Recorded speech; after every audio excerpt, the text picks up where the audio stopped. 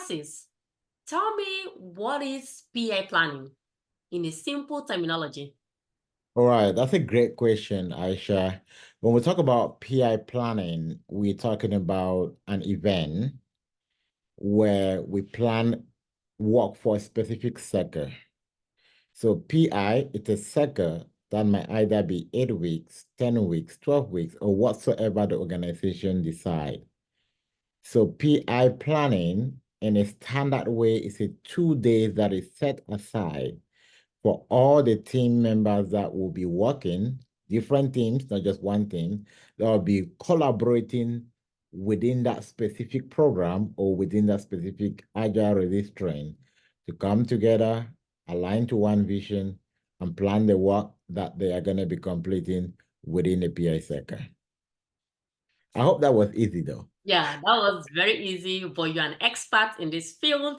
Oh, welcome everyone to Aisha Tech channel today. On today's session, we have our expert and our wonderful agilist, Dr. Francis, who is a certified SAFe trainer and also coach, trainer, and everything. But I'm going to leave it to Dr. Francis to tell us a little bit more about himself. Such a huge honor to have you on Aisha Tech channel today. So, Dr. Francis, tell the audience a little bit about yourself.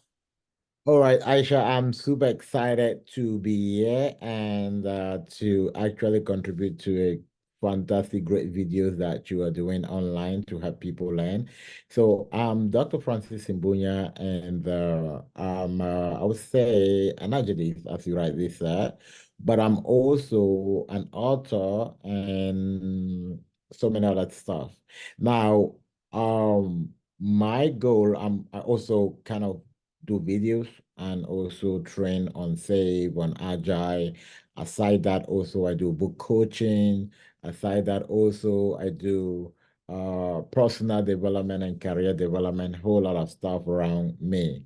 But I guess if I were to kind of tell somebody in a one sentence about me, I would say that I am an entrepreneur and my goal is to help younger people actually discover their vision by helping them develop themselves. And right now, my main focus is within the field of Scrum or Agile, really helping people who have no idea, no background to pick up from zero and then being able to get to where they not just land a few six-figure job, but understand exactly what they're doing.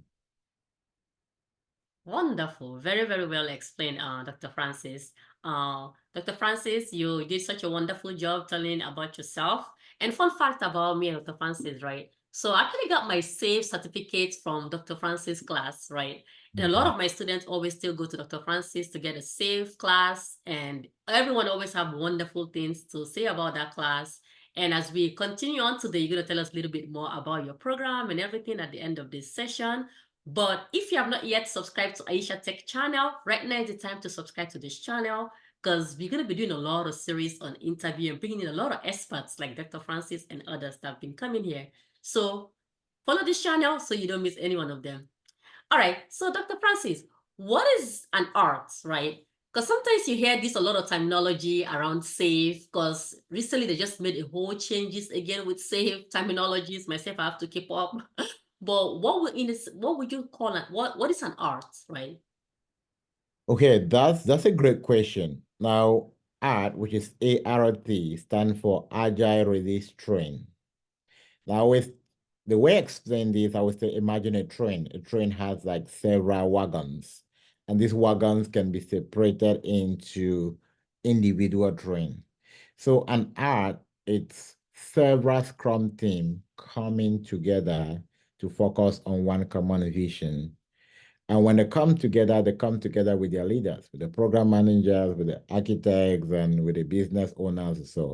So an ARC, it's simply a team of teams coming together to work towards a common product vision or to deliver a solution at the end of a cycle.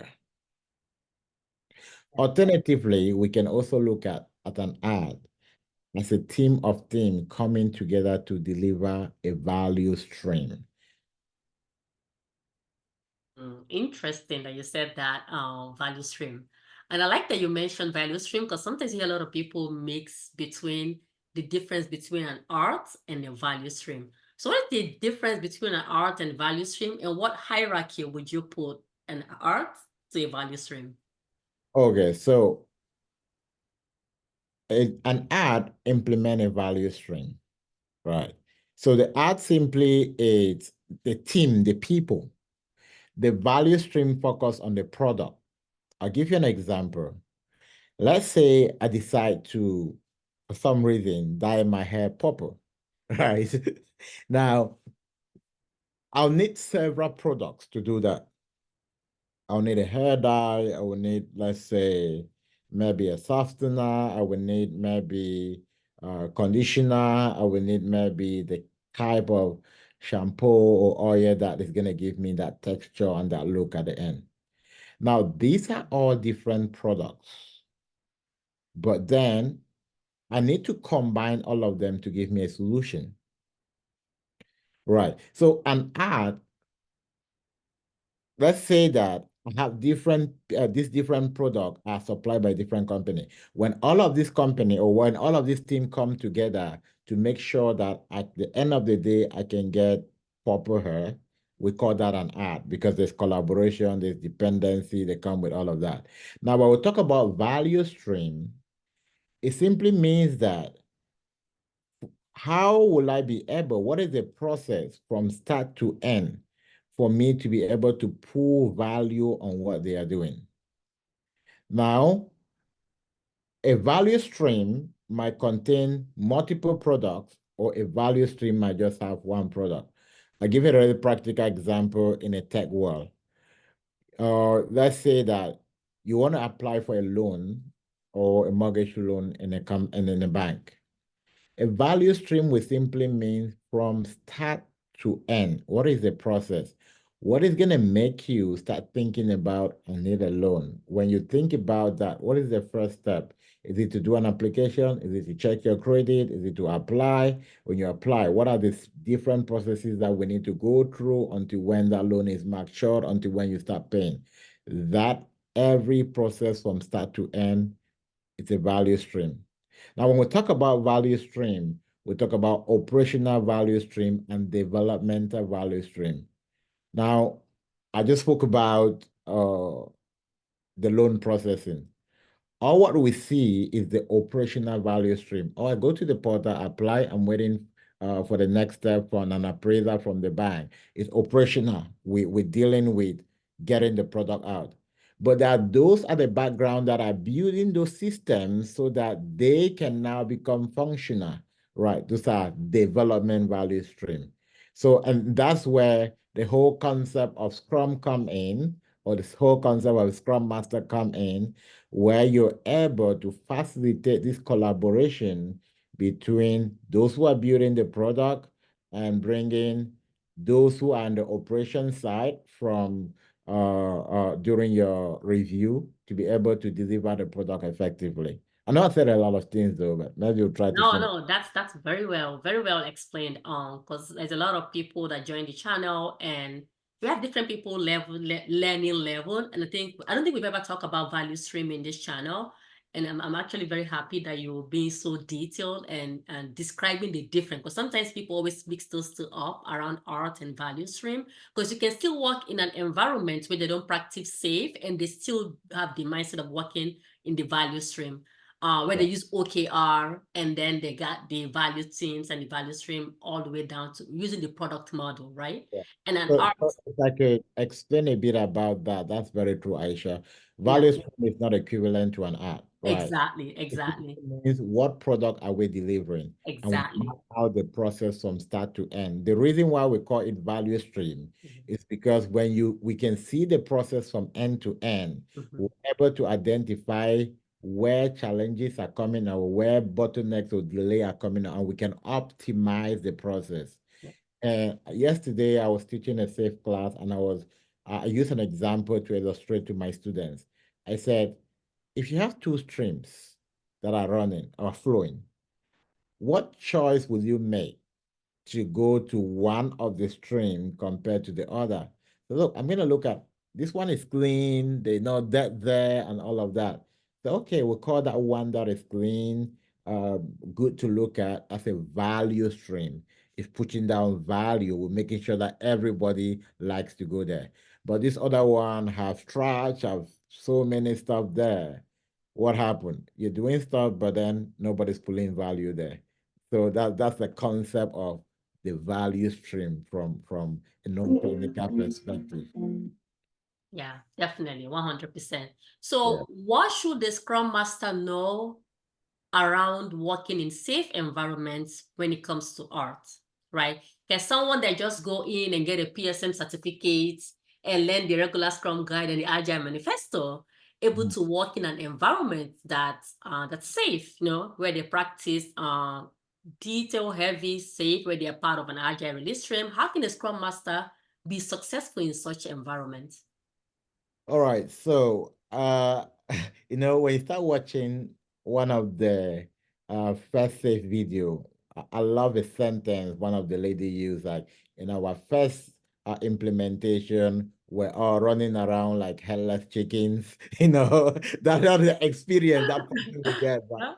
you don't know the direction you're going. You have no clue or no idea if you've never actually worked in a safe environment, or if you've never had scenarios like coming to a community where we demo or we explain what are the step by step or what it takes for you to work there. You actually be very lost. Why will you be very lost? Because in a normal Scrum environment, you get in, okay, we have our sprint planning, we have our daily standard, and then you go into a safe environment, we have PI planning. PI planning the same like spring planning. What are you talking about? Right. And they start telling you, okay, we need your capacity planning sheet for the whole of the PI circle. Like, okay, how do I do this? How do I start entering this? Like, and by the time you finish that, like, okay, we need to start identifying breakout rooms, dependency, risks. And it's like, okay. So I would say it's quite a lot for someone that have never done that to really get in and pull along, right? But then if you have some really first, the terminology and the concept which you learn from SAFE help you to kind of get a baseline, right, before you even start taking the steps. So if you've never had a SAFE training, you've never worked in the environment, you'll be asking the wrong questions. That is so true. Yeah. 100%.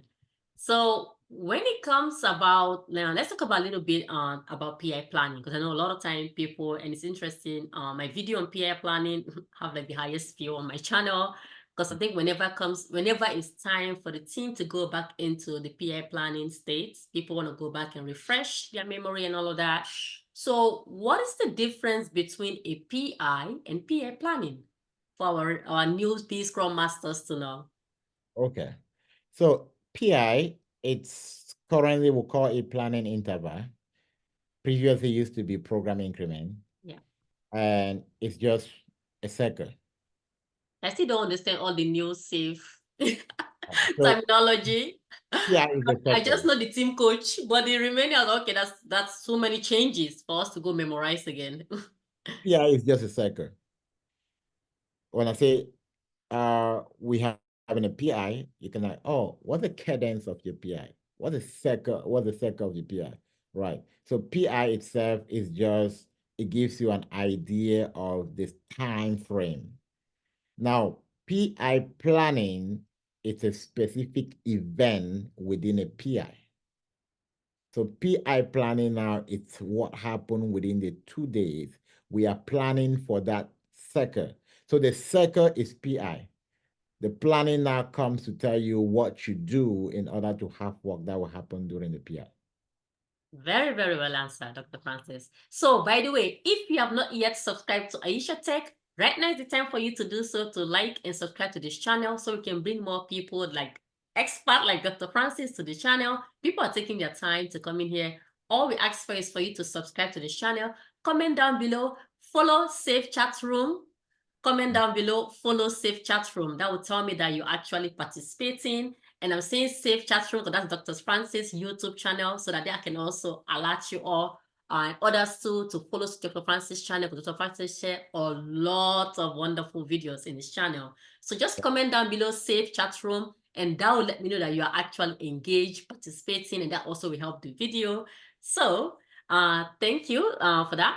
So Dr. Francis, when it comes to the role of a Scrum Master in PI planning, what should a Scrum Master know before going into PI planning? Perfect. That's a very good example. And I think it kind of uh, pick from the previous question we answered, making the difference between PI and PI planning. And we established that PI planning is the 2 days where we plan work for the cycle. Now, imagine that you have to plan work and you have no idea on what you need to do until that day.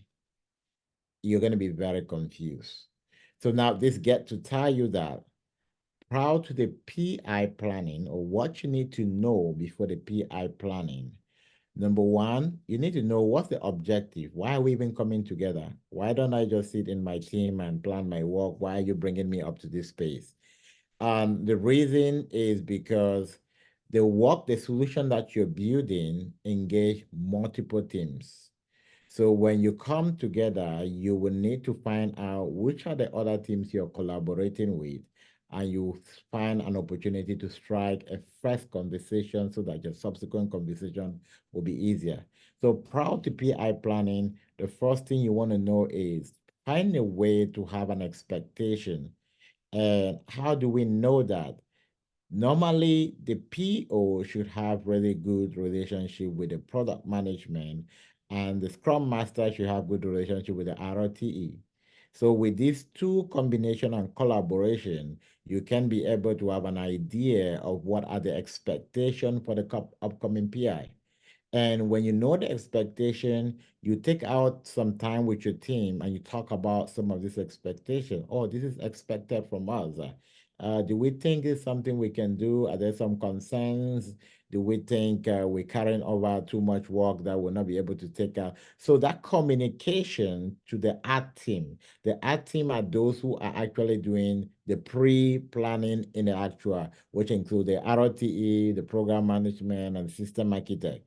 So maintaining that touch with the art team to let them understand where your team is, also kind of reaching out to them so that your team should know what it's doing is very important. Now, secondly, you need to master the capacity of your team. What capacity would your team be pushing through for the PI? Why am I saying this? Let's assume that the previous PI, due to, let's say, a lot of impediment, you're carrying over 50% of what you had in the previous PI. That will obviously affect your capacity. And let's say it's also cutting through a major holiday, that will affect your capacity. So you need to be able to provide this information so that it can help in planning as well. Now, prior to the PI as well, what is also very important is to find out what is the system we're going to be using. Are we going to be using team breakout room? Would everyone come into a major breakout room, then go to their room, or at that session where we expect everyone to be on one place? You need to make sure that all your breakout room sessions, the links, and the page for the PI is created. Now, before every PI, if you work in an organization that have best practices, they'll always create a page that start giving you the vision, that start giving you what other teams are working on, that start giving you where to find the link to join day one, where to find the link to join different breakout room. All of this information, you need to have them handy. And of course, you need to piggyback to what were some of the major challenges we faced in the previous PI? How can we address them in the subsequent PI and make sure that all of these conversations are happening before you get to your PI planning? That's very, very, very, very, very answered, Dr. Francis. So speaking of the breakout room you just mentioned, I would like to ask a question around what is the role of a Scrum Master during PA planning itself, like the day of the PA planning. What should a Scrum Master do? What should they expect? And how can they go about supporting their team during PA planning?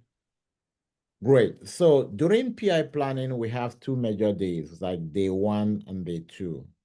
Then for each of the day, you can section the day into three components. The one you have the business review, which are the different speech, the executive, the product management, and the architect we give.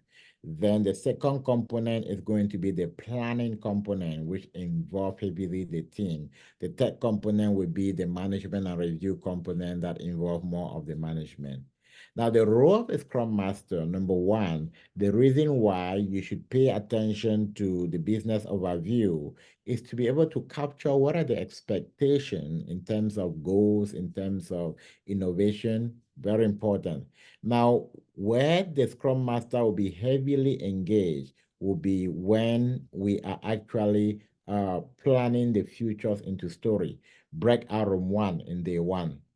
So, but prior to breakout room one, normally we always do like a quick sync up with all the Scrum Masters, ensuring that, oh, do we have any challenge? Are our links working? Are all your team members available? And all of that, so that we ensure that everyone is good to go. In the breakout room, the Scrum Master is facilitating, ensuring that the team is maintaining a time box.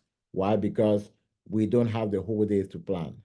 Right. The time box simply means we don't pick a story and we're taking 1 hour to discuss on it. Right. We want to focus on high level. The major goal in day one is that have at least stories that will get to your first two sprints. Why is that important? It's important because when you start breaking down futures into story, it start uncovering any underlying issue.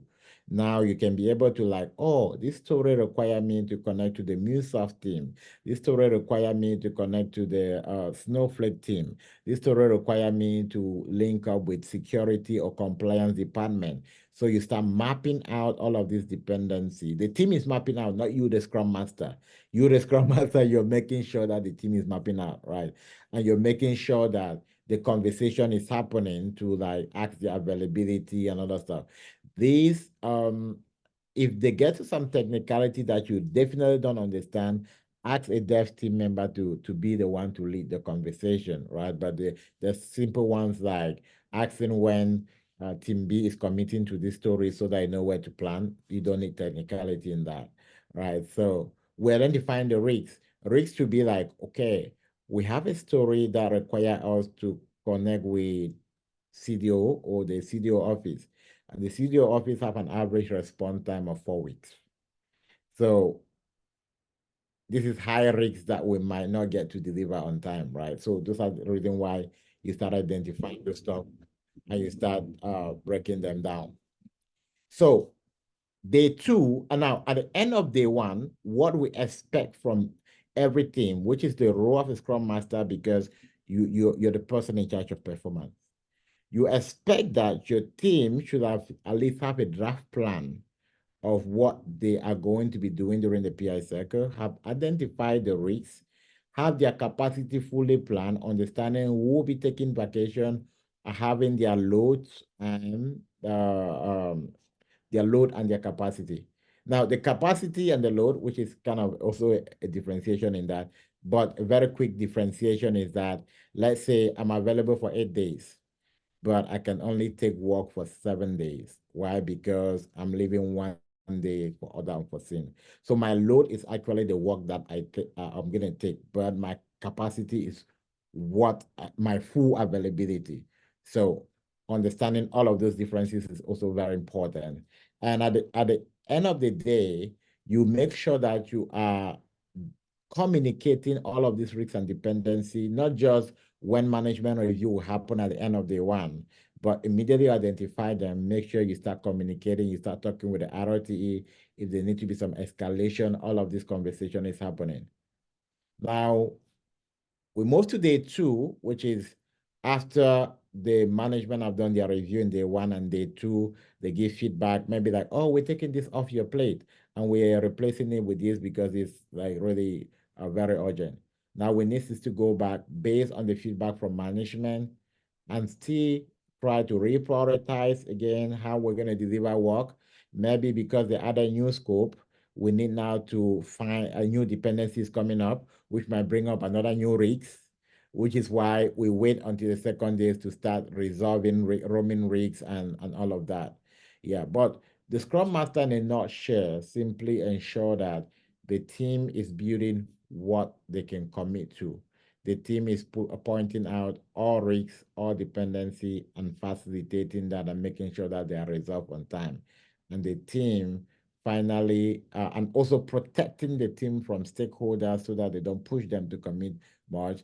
And at the end of the day, make sure that your team actually roam their risks. Roaming risks simply means that you have to figure out who is responsible, what are the actions, and at the end of the day, we do a quick retrospective and a vote of confidence to close out our PI planning, which the Scrum Master actually facilitated that at the team level.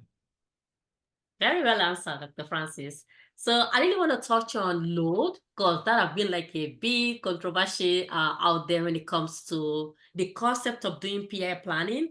I've coached a lot of teams in the past where they have this mindset that, okay, we're going to PI planning. So because of that, that means we have to load the whole iterations. So what is your take on that? I know you're an expert in this field. How should agile teams load each iteration as they are planning during PI planning? Well, at least percentage, I would say. Yes. So as you rightly said, different teams do it different way. And the first thing I will always say when I meet with ROTEs and other stuff is like, okay, what's our working agreement in terms of this? Are we saying that every team in an art should do what they want, or if we really want alignment, we need to accept a way to do this, which means that, all right, we want every team to take a buffer of 20% from the available time, which means that if my capacity can take, let's say, 50 story point in a sprint, and after I have taken out my buffer time, which is 20%, it means I can only load, let's say, about 40 story point of my availability. So the load simply means that what we want to commit to. Now, some will say that, okay, if we actually look at our 8 story point, that's just 8 days out of 10. So we've already taken out the buffer time. So everyone need to load 8 story points. So let's load full capacity. But you often find a lot of risks out there. I've seen organizations that kind of go an average of 6, right? They already factor their buffer time. So each team members should take 6. But then the question also coming, let's say the standard each development team should take its 8 story point. But if you look at the average velocity of that team and it shows that they have been performing on that 8 story point, should they go ahead and commit according to the standard or should they go with their historical velocity? Now, my advice is that they need to go with their historical velocity, which means that they'll commit less than the standard. Number one, that gives them the reality of where they are. You are underperforming. You're not meeting the standard. And it helps now the Scrum Master to help them identify what gaps are and help them to build towards the standard. Because if they go ahead to commit based on what is the standard, they'll end up still pushing a lot of work to the next sprint. Number one, when we collect the pre-data, when we do our PI planning, this is conversation that we use to talk with stakeholder on how much we're expecting to deliver. So just assume that you commit to 150 when I know that you've never even crossed 70. And I'm telling my stakeholders, okay, we team B, it's in 150. So, and at the end of the day, they see 50. It's like, oh, I thought you said they committed to 150. Why are we not seeing up to her, right? So that's the importance of differentiating between load capacity and then the average velocity of the team and how you can implement that during PI plan. Yeah, I love that. Because to be honest, that's one area that the Scrum Master play a heavy role at. And if you can step up and speak up for your team when it comes to load, capacity, and the overall velocity, then you might set your team for failure. And I love that you touched on all of that points because that's very, very important. I feel like it's not as mentioned a lot, and we should discuss more about that because that's where we shine, right? That's where we have to step in and help shield the team and support the team. So speaking of when it comes to risks, I know you're touching about it, but before we do that, if you've not yet subscribed to this channel, right now is the time to do that. And do not forget to comment down below on the chat. Save Scrum at Save Chat Room.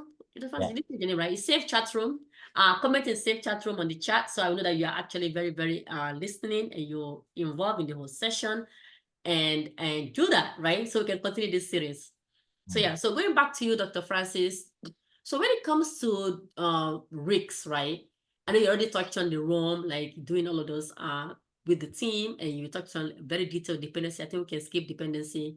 But when it comes to risks, what can a Scrum Master do to help differentiate when they can identify something that is a risk, or when they can write off the bet during PI planning, cause something an impediment, or cause something like a blocker? So how can the Scrum Master utilize all that understanding and help their team during PI planning? Yes, simply at the level of PI planning, it simply means we're planning at the art level, not at the team level. So in order to call out what is risks, it's number one thing you need to understand is it's simply something that is beyond the scope of the team. That means the team cannot resolve it. If the team can resolve it, you cannot put that up as a risk. Right. You're calling it as a risk because you want management to look at it. It's beyond our team. So anything that can be resolved at the team level, we handle it in our retrospective or at the team level. But the first thing to call out something that is a risk, it's something that is going to impact us and is be above our. So an example can be um, the work that has been given to us require heavy testing, and we have just one tester. So there's high risk that we might not be able to, the tester will be overburdened in writing the test cases, and this was going to slow the team down. And we might have a whole queue. We might have a bottleneck at the column of testing. So we've caught out that risk. Now that goes to management. Management look at that risk and like, okay, is this really, really important? Now, Rome, it's ROAM. And simply for an acronym where R stands for resolve, O stands for uh, On, own, on. A stands for accept, and M Okay. stands for mitigate.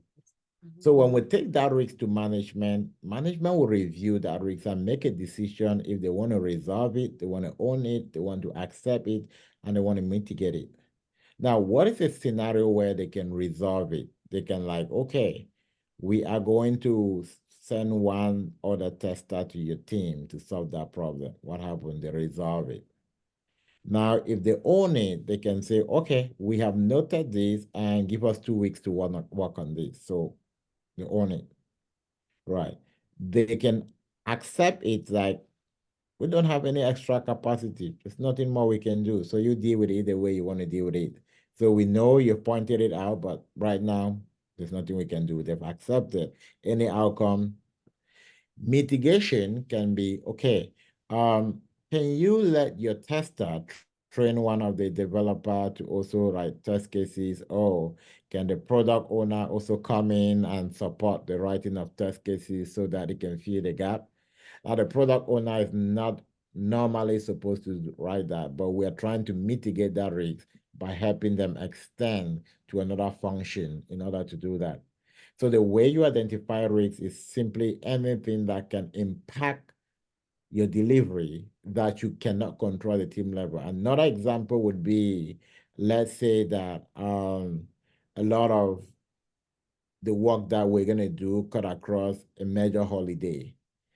All right. Now, the fact we're counting the holiday on our planning capacity, but the risk is that if I have a major holiday, there's a tendency that I might want to use off my leave or my sick leave during that period to get more days, right?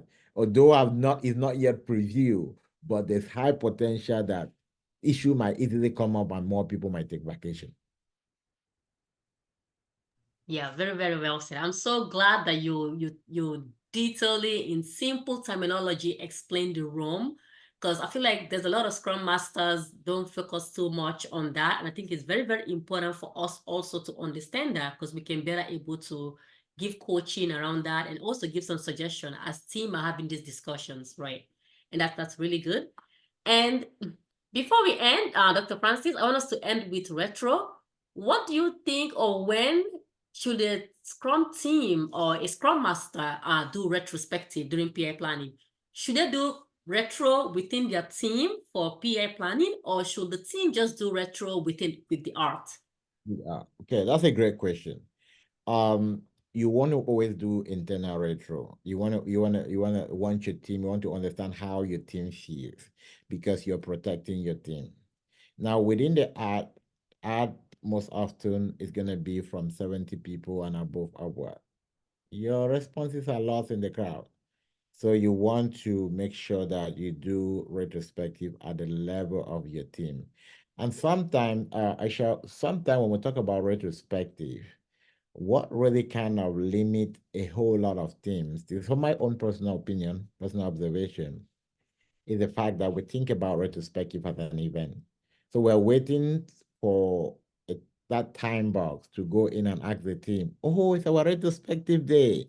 What went well? What didn't go well? and all of Yeah. that. And the room is very quiet. Like, oh, what do I do? My team is very quiet. Nobody's talking. My retrospective are boring, right? Now, they're boring because we don't look at that in a holistic manner. Retrospective is about how do we improve as a team. Now, you cannot tell me that from the start of the sprint or of you planning to the end, you haven't noticed anything that you think you want the team to work on. So the Scrum Master should be one of the first person to be able to put an issue log that start calling out stuff. If your team say, oh, we good, it's like, okay, team, yeah, I know we're all good, but I have something to raise. I noticed XYZ and I want us to talk about. Aisha, what's your opinion? This you engage your team. When they know that you have an understanding of this issue, it opens up, people want to talk, but then if all you do is like, what do we do? What are we not doing? And also very important, taking into consideration that the action items are implemented and not just we take the action item and nobody follow up after that. It's also really, really not good when we are as Scrum Masters uh, um, are implementing retrospective. So in summary, yes, retrospective within your team is very important. And I also share one last thing. One of my mentors shared with me when I was attending training, something that happened on one of the PI planning he was facilitating, right? And why he encouraged, this is for coaches, why he encouraged retrospective should not wait until the end. And it's like, it was in person, and then they were putting retro on the board, right? So they had like um, a session where they asked people to go put in their retro. And at the end of the day, on the first day, people actually wrote that, oh, the coffee wasn't really good. So almost everybody complained. Now, that's something that they would normally not complain. Yeah. But then what happened? At the end of the day, that was a major stop, and they had to change the vendor for the second day. And that was one positive takeaway for everybody for that event. So just imagine if we had to wait for retrospective to the end. For 2 days, people will be like, what's going on here? Right. And this is also an example to say that retrospective is not just an event, it's a continuous process throughout the period. Oh, I love that. Thank you so much for sharing that. That's also like for me, I just learned like, oh wow, that's actually really, really true. Because sometimes team also will have like at least 30 minutes or 15 minutes. Yeah. That's actually enough for you to use to just do retro. And it's Mm. interesting because when I joined this training class, we will always end with retro, like 5 minutes retro, and you have a place in Mura where you write what went well in the whole day. So why not use that same concept too at work and in PA planning? That was really, really, really, really good. So thank you so much, Dr. Francis, for such a wonderful session. I feel like we can do this all day. I don't get tired. You're such a very, very knowledgeable person. And I've actually myself, I've learned a lot in this session. So tell us a little bit about your trainings, your whole program, your Radah Agility Institute. Tell the viewer a little bit about that and also about your safe classes and stuff. Okay, great. So, the main concept about Radah Agility Institute, number one, I know a lot of people want like, oh, I need a Scrum coach. I need someone that I can call when I have a question or so. So the first thing we try to do is that we try to change the whole concept. We try to change the whole concept of how people think. And that's why if you look at the logo, it said training value leaders. Now, Scrum is all about leadership before you start talking about daily stand up and all of that. And one of the things that really kind of keep people away from getting jobs is because they focus too much on trying to grab it, but they can't communicate. They can say it out as someone that goes it. Right. So at Radah Agility Institute, we have what we call a three-stage process. We take someone, the first thing we want you to do is master the language. Do you understand the Scrum language? Before we start getting into learning tools, learning Jira, doing practice, we want to make sure that you master the language. And then we move you to the practical room. Now you're practicing what you understand. And then eventually, when you get a job, we move you to now the community of practice, and now where you have the opportunity to circle back. So we do offer mentorship, and then we have trainings on certification. We train on SAFE certification. We train on PO certification, which is the SAFE PO. We train on ROT certifications. We train on leading SAFE certifications. And then we also are training on the Jira, not just the one-page Jira. We'll have a whole full training on Jira that can also help you become a Jira admin as well. And one of the stuff that is also new within the Radah Agility community is the Agile coaching, not the certification. I know people have certification, but actually training people to take on role as agile coaches. How do you build yourself as an agile coach? How do you take interview as an agile coach? How do you get there? And then I encourage a lot of Scrum Masters for my team. Most of people that train with me, becoming an agile coach is very easy. But then it's less about the Scrum and more about leadership and how you push it out. Yeah. So thank you very much, Dr. Francis, for that detailed description. So who can take this class? Do I have to have 5 years in tech? Do I have to, what background or who are the people you serve basically for these trainings? So for the safe Scrum Master or for the Scrum Master, if you are a passionate leader, you can take it. I always tell people Scrum is not for everybody. Many people are like, oh, Scrum is easy, I can get there. No, it's not for everybody. You need to be a passionate leader, someone that understand how helping people is like, someone who is willing to learn, right? Who is willing to learn. That's the first step. If you're that person, um, you can take a safe class, and we have a 90 days program that can walk you from A to Z. And I always tell people like, oh, how are you going to guarantee that we get a job? So we're not guaranteeing you a job. We're guaranteeing you training and giving you the capacity that will lead you to a job, not the job. We don't employ, we only train. Yeah. Now, when you get to our agile coaching program, we require that you need to already be working as a Scrum Master to get in there. Yeah. An exception, even the exception might be someone that has been in an agile environment and played a leadership, let's say portfolio manager, let's say project manager, let's say program manager. But in that case, what we do is that since we set up our community more like Scrum teams, we're still going to allow you to use the Scrum team to practice and then get feedback before you ever start interviewing. Yeah, that's very good. So tell us about Safe Chat Room, your YouTube channel. so we can have our subscribers. If you have not yet subscribed to Save Chat Room, now is the time for you to go and do that and come back. But you should definitely subscribe to that. So tell people about Save Chat Room. So Safe Chat Room, it's more like a brother or sister to Aisha Tech. If you see what Aisha Tech do, all the great videos that she put there, and I always go there to like, oh, let me look at what Aisha has put in today. Quite a lot of learning, guys. So we put out content that helps you to actually grow within your agile field, both leadership, both concept, both theory, and all of that. And Aisha, we also launching a new channel, the Radah Hey, Agility Institute channel. But then the channel is good. It's gonna focus more on like 1 hour training on many concepts, like long training, right? nice. That's good. It's Really, needed. really long training that people On can. what?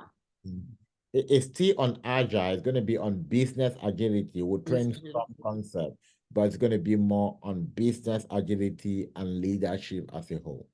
That's really good. That's really, really needed. I feel like there's still a lot of agile content missing in the space. Yeah. We really need a lot of people to still come on. And for people that are interested in being an agile content creator, you're already practicing, you're working, you can always reach out to me. I also would really, really like to help people come onto this space because I know it's not easy in the beginning. And I want to thank like Dr. Francis too for always being such a great supporter for me throughout. Even when I had like only 50 subscribers, he will like my videos, he will repost my videos, he will share my videos, and I really, really appreciated that. I feel like the whole community have helped me grow this channel. And Dr. Francis too have been that one person that have always been there to help me through this YouTube channel that I've had now. So, Dr. Francis, tell people too about your book. I know you also have a lot of books. Oh And you yeah. are writing book. So, can you tell our audience about your books? Because I really want us to also promote your book. Maybe if your book go live, you can come back to the channel and also tell us about your book and promote it. But Yeah, sure. Just give me a second. Let me yeah, grab. go bring your books because you have a lot of books. And yeah, and if you are interested in mentorship, do not hesitate to email us at admin@aishascrumtech.com. You can also text on WhatsApp only, don't call, WhatsApp. You can text at 484-767-1979. But if you're interested in mentorship, do not hesitate to email us. So Dr. Francis, show this audience your books. Okay, so the book I'm going to recommend anyone who is willing to grow is this one. Oh, why is it missing in? Your back, you have to put your hand over it or something. Oh, there you go. Get off your comfort zone. That's written Get by you, Dr. Francis. Comfort Zone. Yeah, this written by me. Love it. Get your Get out your comfort zone. And the subtitle is Unlocking the Path to Exceptional Success in Every Day. Now, this book is very powerful because many of us will get to a contract. Okay, hooray! When the contract get ended, it takes us about 6 months or so. It gives you what you need to go through life, not just Scrum, but through life in general. Now, another book for especially those who are entrepreneurs and you're willing to grow, um, book writing for entrepreneurs. And one of the way to easily grow and scale, the couple of things I always advise people: get yourself a space like what we're doing now, write a book about what you're doing. People that do not even cannot access you yet, they'll get your book and they'll look for you. There's so many people I found them on YouTube and they're always kind of good. Now, this one is it just went live. Uh, uh, I haven't started talking about it. It's titled Help by God. Now, this is more like my journey. And one of the reasons why I love to help people because I've been helped throughout the whole process, right? From coming from a small village with no electricity and living here in the US, not just living and making impact. It's something which many people will never ever imagine. Sometimes I tell people like, hey, sometimes if you tell some people your life story, they will think it's a fiction story. But then that's what life will take you through, right? But we keep on refining ourselves. But ultimately, if God is not on your side, you cannot get here. It's a whole big struggle, yeah. And it's spiritual. getting the space where we are in the tech world making six figure. If you look back 6, 7, 8 years, this wasn't really common. So getting into this space is also a whole lot. But there's also a Scrum book that is coming.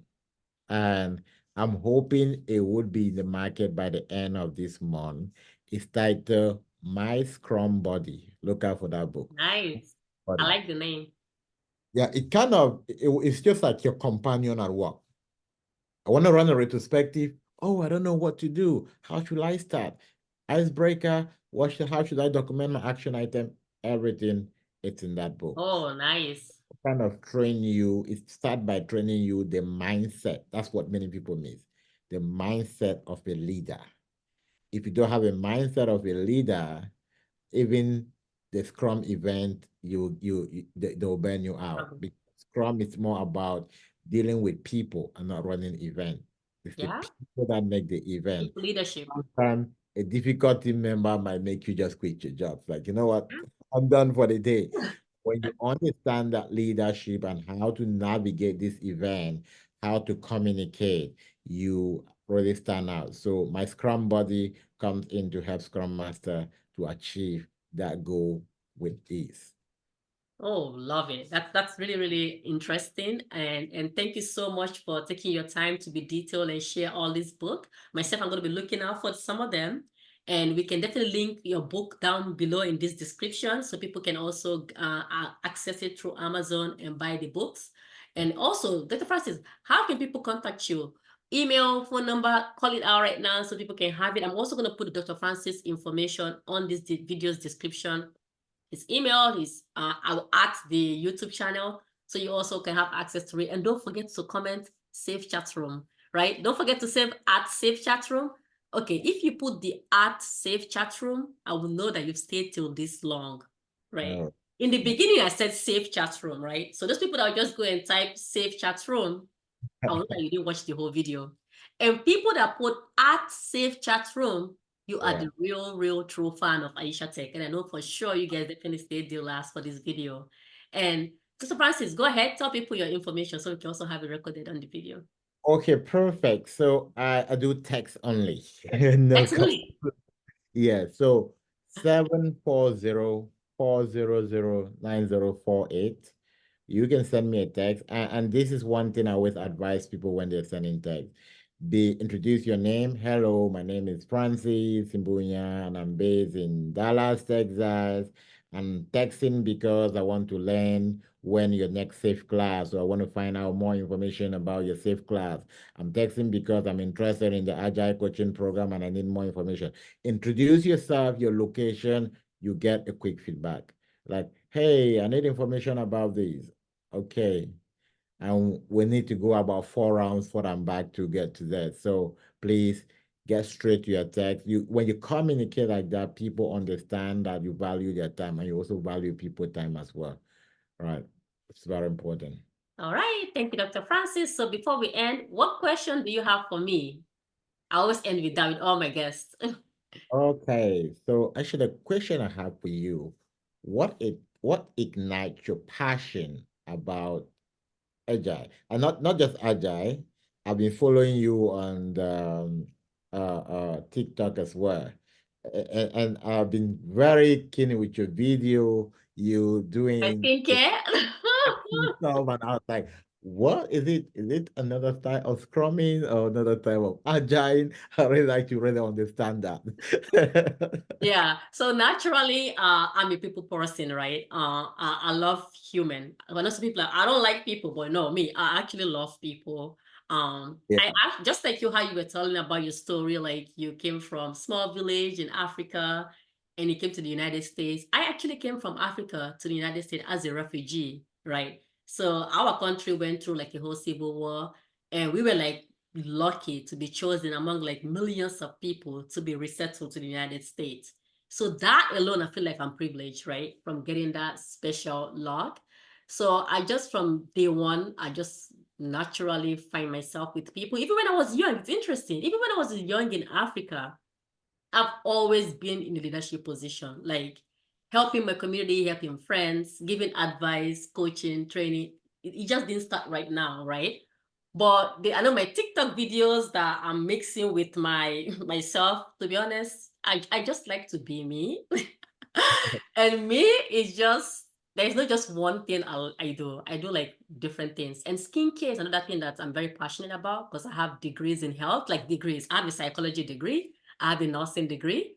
I have like a lot of different degrees in healthcare that maybe now you guys know, but a lot of people don't know. And that side of me that I do my skincare channel, by the way, you all can follow the channel, is Aisha Skins, right? And Aisha Skin is basically just me being my silly self. And you can tell too if you watch those videos, I'm just being my natural self, how I am at home. And I try to be more professional with Aisha Tech due to the professionalism of the field. Sometimes too, I come here of being professional. You all know that with this channel, right? So I just like to help. I feel like I'm privileged to be in such this position where I'm at. A lot of people, even like for a woman, like to be in this position to train, teach, because a lot of my culture where we grew up, women are deemed as a housewife. You stay at home, take care of kids, and all of that. So I've always have this drive in me that you can do it all, and who are you to tell women what to do and how to live their life? And to be honest, I won't lie, I have a lot of support, right? I have a lot of good family support, very loving husband, huge love, family support community that have always been behind me from day one. And I have such a loving, passionate mother that will go above and beyond for me to see me succeed, right? Because a lot of things that she was not able to do, she get me and my younger sister that privilege to do, right? So all of that like inspires me a lot. And hopefully I can help create an impact. That's my dream in this world, Yeah. heavy about being impactful in the community, help people. That's why this series I just started, Yeah. that's another definition of that. So hopefully people don't feel like they don't have to be experts actually to come to this series, right? You can just be someone that's passionate about want to do YouTube, or you want to go out there, you're a product owner, you're a business analyst, anything, you want to start doing this channel and you're afraid, yes, come to Aisha Tech. I can also give you guys this exposure for free. That's fine. But that's that, Dr. Francis, it's, I guess I went too heavy, but that's actually the truth. Wow, wow, that's quite detailed, and I love that passion. Myself, I'm heavily in nonprofits, right? Oh, nice. And I actually own a nonprofit. We do a lot of philanthropy work and other stuff. Yeah, Yeah. that's one of the part where when we do stuff, we do with passion. We're not doing. When people come to me for coaching, and the first question is like, "Oh, how much is your coaching?" It's like, we're not selling coaching. I know, right? It's about what you need Yeah. and talking about the value of what you need. Yeah. So the goal is to see people succeed. The goal is not to get people paid money. All right. Yeah.